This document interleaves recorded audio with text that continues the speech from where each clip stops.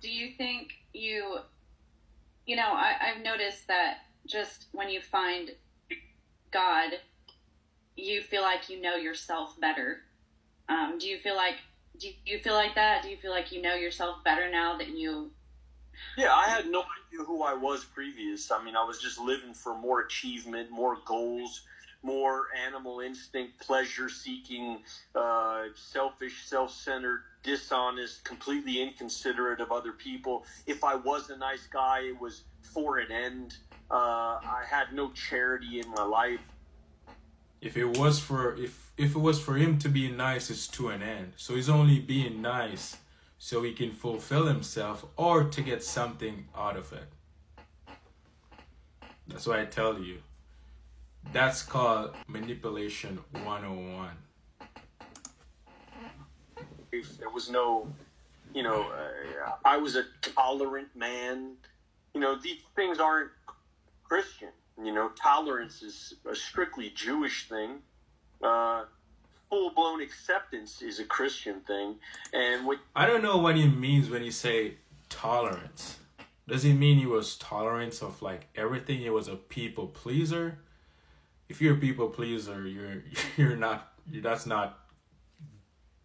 I could say that's Christian or Jewish, but that's not God's standard. That's what I would say. when you really ride with that, life is a joy. It's a pleasure. Even the tough stuff feels like a gift. It's like a hack. It's like a complete suffering hack.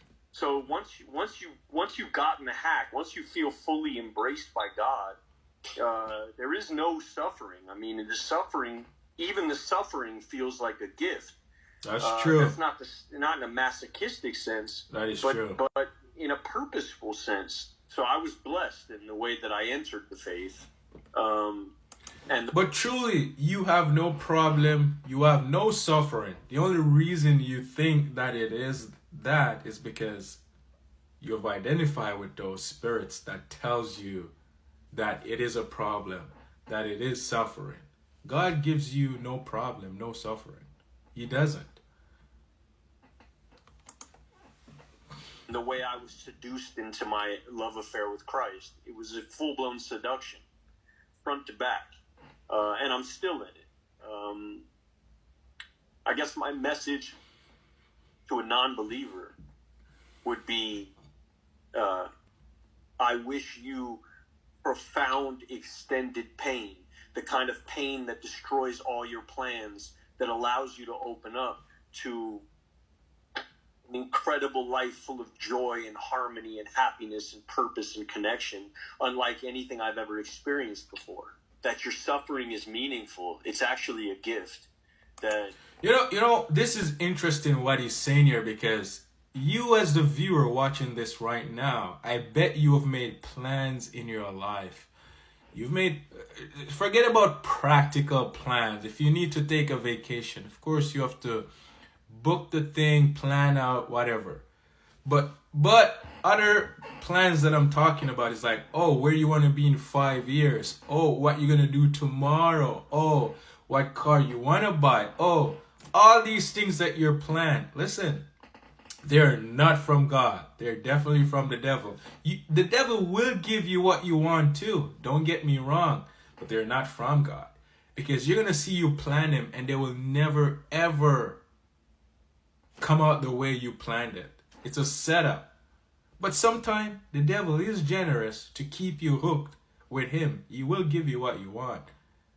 But God knows what you want without you knowing what you want. He knows you better than you know yourself. Just let you know that.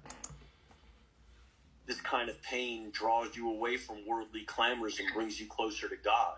And if you can really heed that message, there's an incredible life on the other side, full of unbelievable joy and connection and purpose, the likes of which I never found in the Hollywood system or in the success animal-driven, animal instinct, pleasure-driven life.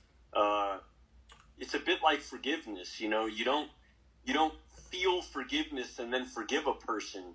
You forgive a person and feel the forgiveness.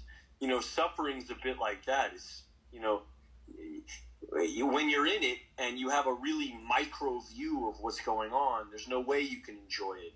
But when you zoom out a little bit and recognize that you've been chosen, that you've been picked, that God's basically saying, "Come here, I love you."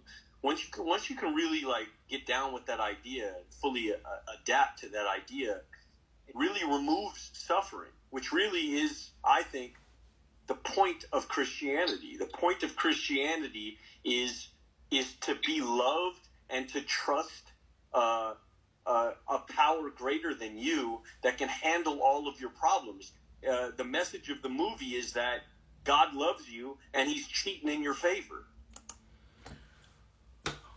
I don't think God is in Christianity or he's in the church or he's in religion. He's everywhere, but not necessarily in those things. He's in you. He's in you. He's in the present. Because if you notice Christianity now, you can go to church, you can be religious, but it's not helping you, not one bit. Is it now? You're still have anxiety. You're still suffering. You have no peace. But yet you go to church every day, you give your offering, you talk to your pastor, you're being nice at church and everything, but yet, and it's just only one day. You're not living the entire week, the entire month that way. You just go there to feel good for a day. And once you're out of the church, oh, you're back drinking. Oh, you're back having sex. Oh, you're back doing the drugs. It doesn't work. Does it now? So is God really in there?